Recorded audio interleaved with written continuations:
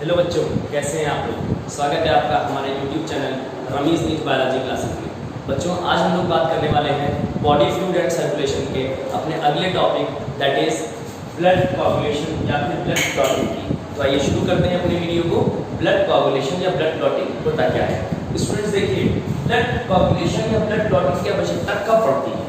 Normally तो हमारी body में क्या होता है, ब्लड क्लॉट नहीं होना चाहिए, क्योंकि अगर ब्लड क्लॉट हो जाएगा तो उससे क्या होगा, ब्लड का फ्लो जो है वो रुकेगा। और अगर ये क्लॉटिंग मेजर ऑर्गन में हो जाती है, जैसे ब्रेन है, हार्ट है, तो यहाँ पर इट कुड बी फैटल, यानी कि ये जानलेवा भी सिद्ध हो सकती है। तो इसके लिए क्या होता है, हमारी बॉडी के अंदर ब्लड का कोआगुलेट हो स्टूडेंट्स, इसके लिए हमारी बॉडी में एक पिगमेंट निकलता है, एक सब्सटेंस निकलता है जिसको हम लोग कहते हैं heparin, and this heparin is an anticoagulant. ठीक है, तो यहाँ पर बात शुरू करने से पहले हम लोग एक सीख लेते हैं एक चीज जिसको हम लोग क्या कहते हैं, हिपैरिन। हिपैरिन क्या है, हिपैरिन जो होता है इट इज एन एंटीकोगुलेंट। ये क्या है स्टूडेंट्स, ये एक एंटीकोगुलेंट है, ठीक है, या फिर ये एक एंटी क्लॉटिंग एजेंट है which is found in our anticoagulant which is found in our body, found in body यानी ब्लड वेसल्स में पाया जाता है, एंड प्रिवेंट्स द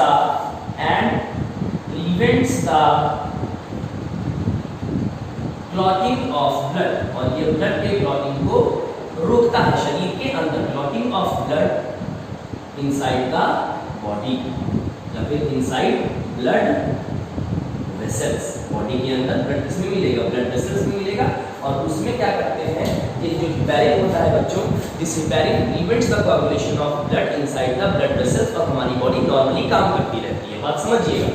कभी कभी क्या होता है, दिस ब्लड क्लॉट ऑकर्स, ये एब्नॉर्मल कंडीशन, नॉर्मली नहीं होता है, ये कभी कभार क्या होता है, कभी कभी क्या हो जाता है बच्चों, जो ब्लड क्लॉट होता है it occurs in the blood vessels, in the blood vessels. और जब ऐसा होता है बच्चों कि ये ब्लड क्लॉट हमारे ब्लड वेसल्स में हो जाता है, then it is known as thrombus. तब इसको हम लोग क्या शब्द देते हैं बच्चों, थ्रोम्बस कहते हैं, थ्रोम्बस कहते हैं, ठीक। और इसके फॉर्मेशन को हम लोग थ्रोम्बोसिस कह सकते हैं, थ्रोम्बोसिस, ठीक है। Formation of thrombus is known as thrombosis, formation is known as thrombosis, ठीक है। और अगर ये थ्रोम्बस या थ्रोम्बोसिस या ये जो ब्लड क्लॉट है ये मेजर ऑर्गन्स जैसे कि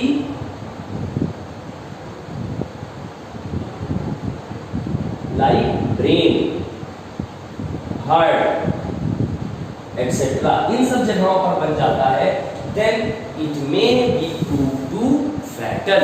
ये कैसा हो सकता है, इट मे प्रूव फैटल, ये जानलेवा भी सिद्ध हो सकता है। तो ये इस तरह से होता है, लेकिन नॉर्मली हमारी बॉडी में ब्लड कोआगुलेट नहीं करता है, क्योंकि हमारी बॉडी में क्या पाया जाता है, हिपैरिन पाया जाता है। एक बेसिक सा क्वेश्चन जो आता है बहुत पूछा जाता है कि ब्लड जो होता है वो हमारी बॉडी में जब तक रहता है तब तक कोआगुलेट नहीं करता है, लेकिन जैसे ही वो हमारी बॉडी के बाहर आ जाता है वैसे ही उसका थक्का बन जाता है, यानी वो कोआगुलेट कर जाता है। ऐसा क्यों होता है, ऐसा इसलिए होता है बच्चों बिकॉज एटमॉस्फेयर में हिपैरिन नहीं होता, और जब हिपैरिन नहीं होता है तो एटमॉस्फेयर में ब्लड आते ही क्या करता है, कोआगुलेट कर जाता है, अगर इसमें कोई नेचुरल या आर्टिफिशियल एंटीकोगुलेंट हम लोगों ने नहीं मिलाया है तब, ठीक है। इसीलिए जब भी चोट लगती है ब्लड बॉडी से बाहर बहता है तो उसका थक्का बन जाता है, क्यों, बिकॉज नेचर या atmosphere do not contains heparin. तो आइए अब हम लोग देखते हैं ऐसी कंडीशन की जिसमें किसी व्यक्ति को चोट लगी है, ठीक है, तो ब्लड क्लॉटिंग या ब्लड कोआगुलेशन की जरूरत कब पड़ती है, रिक्वायरमेंट कब है ब्लड कोआगुलेशन की, रिक्वायर्ड व्हेन, कब इसकी आवश्यकता पड़ेगी। तो इस क्वेश्चन को हम लोगों को सॉल्व करना है, कब रिक्वायरमेंट होगी बच्चों, व्हेन देयर इज इंजरी, जब क्या होगा, जब इंजरी यानी कि बॉडी में चोट लगी होगी, उस समय क्या हो रहा होगा, ब्लीडिंग हो रही होगी, यानी कि रक्त का बहाव हो रहा होगा, खून बह रहा होगा चोट से, and to stop this bleeding, इस ब्लीडिंग को स्टॉप करने के लिए बच्चों इसकी आवश्यकता पड़ेगी ब्लड क्लॉटिंग या फिर blood coagulation is required, blood clotting is required, blood clotting या फिर ब्लड कोएगुलेशन की आवश्यकता अब यहाँ पर पड़ने वाली है। ठीक है, तो अब हम लोग देखते हैं बच्चों मैकेनिज्म ऑफ ब्लड क्लॉटिंग। और ये हम लोग शुरू करते हैं मैकेनिज्म ऑफ ब्लड क्लॉटिंग को। अब यहाँ पर हम लोग देखेंगे कि ये ब्लड क्लॉट किस तरह से बनता है, कौन से प्रोसेस से बनता है। तो आइए देखते हैं बच्चों, होता क्या है बच्चों, इंजर्ड साइट जो होती है, यानी कि जहां पर चोट लगी होती है, ठीक है, इंजर्ड साइट जो होती है, यानी जहां पर इंजरी हुई है बच्चों, यहाँ पर क्या होता है, इंजर्ड टिश्यूज जो है, यहाँ पर जो प्लेटलेट्स होते हैं, यहाँ पर जो प्लेटलेट्स होते हैं, प्लेटलेट्स जो है दे रिलीजेस, ये क्या रिलीज करते हैं, दे रिलीजेस थ्रोम्बोप्लास्टिन। ये थ्रोम्बोप्लास्टिन नामक सब्सटेंस को रिलीज करते हैं, थ्रोम्बोप्लास्टिन रिलीज करते हैं। वहीं पर दूसरी ओर क्या होता है बच्चों, दूसरी ओर जो ब्लड प्लेटलेट्स हैं, जो ब्लड प्लेटलेट्स हैं, इनसे भी क्या होता है, ब्लड प्लेटलेट्स जो है बच्चों, इनसे भी क्या होता है, दे ऑल्सो रिलीजेस, मैं ऐसे कहूँ कि ये भी क्या करते हैं, थ्रोम्बोप्लास्टिन रिलीज करते हैं। ये भी क्या रिलीज करते हैं बच्चों, थ्रोम्बोप्लास्टिन रिलीज करते हैं। इनके थ्रोम्बोप्लास्टिन को हम लोग प्लेटलेट फैक्टर 3 कह सकते हैं। क्या कह सकते हैं, प्लेटलेट फैक्टर 3 इनको कहा जाता है, ठीक है। और इनको हम लोग थ्रोम्बोप्लास्टिन तो कहते ही नहीं, यानी they are also known as platelet thromboplastin, platelet thromboplastin, platelet thromboplastin इसको कहा जाता है। तो आप समझिए, ये जो इंजर्ड साइट से जो थ्रोम्बोप्लास्टिन निकला है बच्चों, और ये जो प्लेटलेट थ्रोम्बोप्लास्टिन है, ये कैल्शियम आयन और कुछ प्रोटीन्स के साथ मिलकर के, कैल्शियम और कुछ प्रोटीन्स के साथ मिलकर के, calcium along with some proteins, इनके साथ मिलकर के बच्चों ये एक एंजाइम बनाता है जिसका नाम होता है थ्रोम्बिनेज, इसका नाम होता है थ्रोम्बिनेज, या फिर इसको हम लोग बच्चों थ्रोम्बोकाइनेज भी कह सकते हैं। इसका इनिशियल फॉर्म किस रूप में बनता है, ये in the form of prothrombinase, ठीक है। और ये प्रोथ्रोम्बिनेज क्या करता है बच्चों, this prothrombinase converts prothrombin into thrombin. ये क्या करने वाला है बच्चों, ये जो प्रोथ्रोम्बिनेज है ये भी कैल्शियम की प्रेजेंस में काम करेगा। देखिए, ये भी कैल्शियम की प्रेजेंस में क्या करता है, it converts prothrombin into thrombin. ये भी क्या करेगा, ये प्रोथ्रोम्बिन को बदल देता है थ्रोम्बिन में। और अब ये थ्रोम्बिन क्या करेगा, this thrombin will convert fibrinogen, ये क्या करेगा, फाइब्रिनोजन को उठा करके बदल देता है फाइब्रिन। ये किसने किया, ये किया है थ्रोम्बिन, दिस थ्रोम्बिन। इसने क्या किया बच्चों, फाइब्रिनोजन को फाइब्रिन में बदल दिया।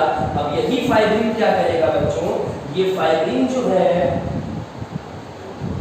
along with the blood corpuscles के साथ मिलकर के क्या करेगा, एक मेश लाइक नेटवर्क बना देगा, मेश लाइक नेटवर्क बना देगा, एक जालनुमा संरचना बना देगा। और यही मेश लाइक नेटवर्क क्या कहलाएगा, क्लॉट कहलाएगा।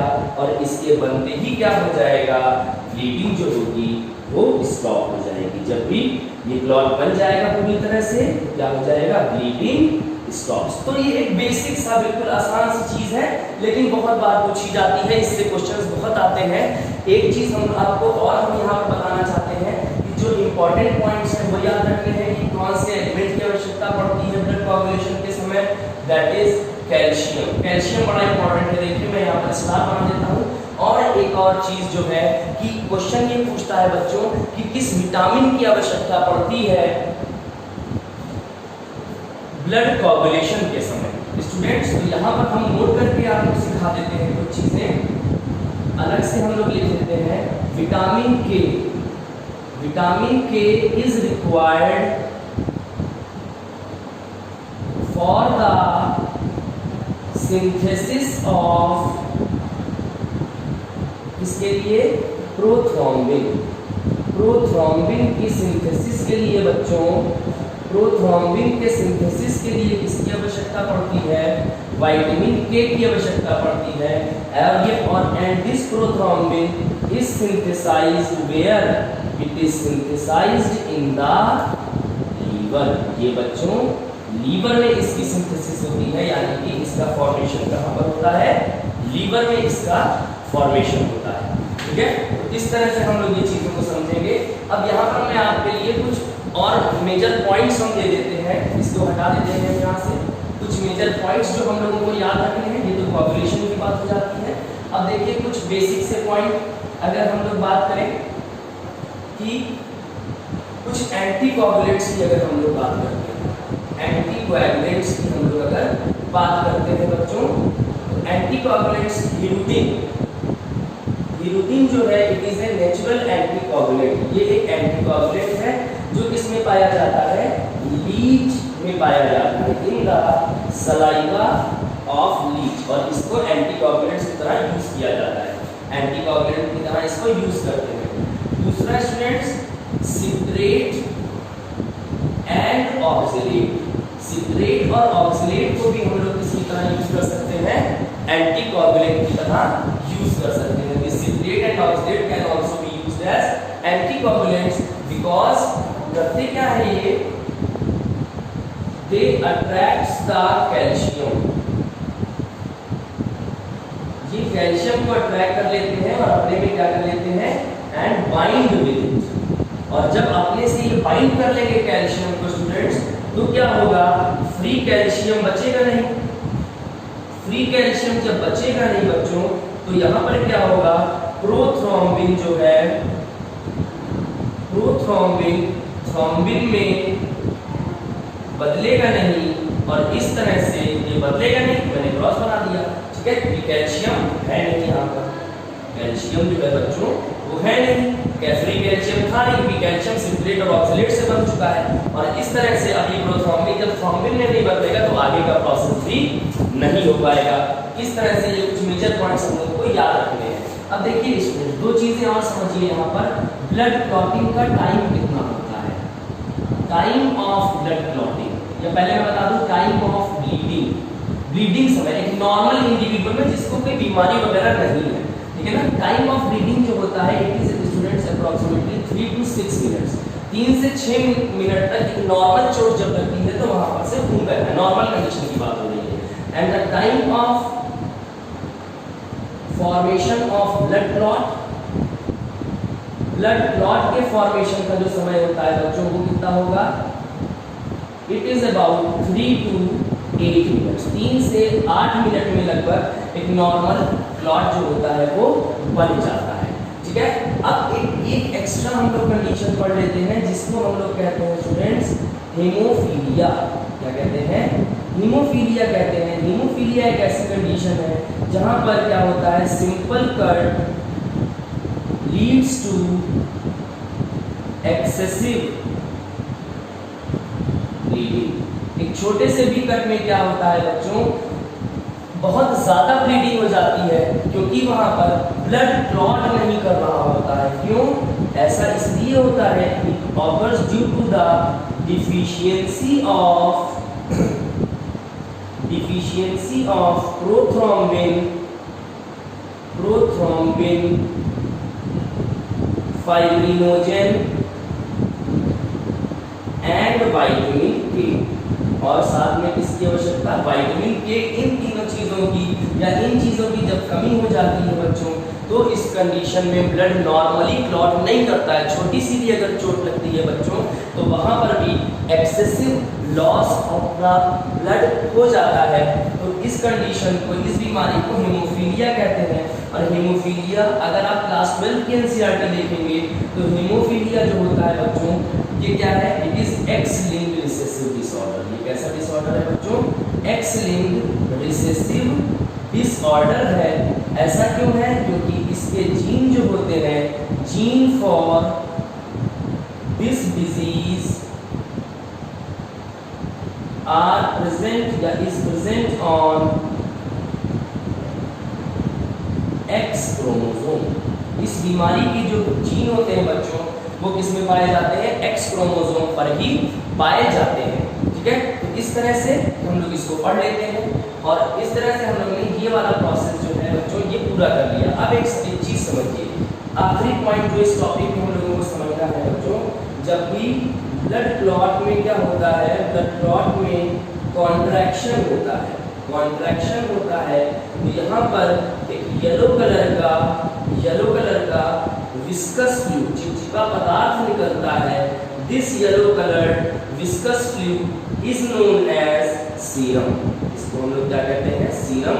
और जब हम लोग सीरम की एनालिसिस करते हैं तो हम लोगों को क्या दिखता है कि सीरम में क्या है? Serum is the blood minus clotting factors. ये बहुत इंपॉर्टेंट बात है। जब बच्चों ब्लड में से क्लॉटिंग फैक्टर हटा दिए जाते हैं तब इसको हम लोग क्या कहते हैं? सीरम कहते हैं। ये बहुत ज़्यादा इंपॉर्टेंट बात है from NEET point of view as well as your school और बोर्ड एग्जामिनेशन। ठीक है, तो सीरम क्या होता है? सीरम एक येलो कलर का विस्कस फ्लूइड होता है। येलो कलर्ड भी मैं लिख देता हूँ, yellow coloured viscous fluid which lacks the clotting factor. इसमें क्लॉटिंग फैक्टर्स नहीं होते हैं। ठीक है, जैसे फाइब्रिनोजन वगैरह नहीं होता है इसमें। तो इस तरह से बच्चों हम लोग ने ब्लड कोआगुलेशन का अपना टॉपिक पूरा कर लिया। मुझे उम्मीद है कि आपको टॉपिक अच्छे से समझ में आया होगा। अगर अभी तक आपने हमारे चैनल को सब्सक्राइब नहीं किया है तो प्लीज़ उसको ज़रूर सब्सक्राइब करें और आपको हमारा वीडियो कैसा लगा हमको कमेंट बॉक्स में ज़रूर बताएं और हमारे वीडियो को ज़्यादा से ज़्यादा लोगों तक शेयर करें और सब्सक्राइब करने के बाद बेल आइकन दबाना बिल्कुल मत भूलें ताकि जब भी हम लोग नए वीडियो अपलोड करें तो उसका नोटिफिकेशन सबसे पहले आप तक पहुँचे। Thank you.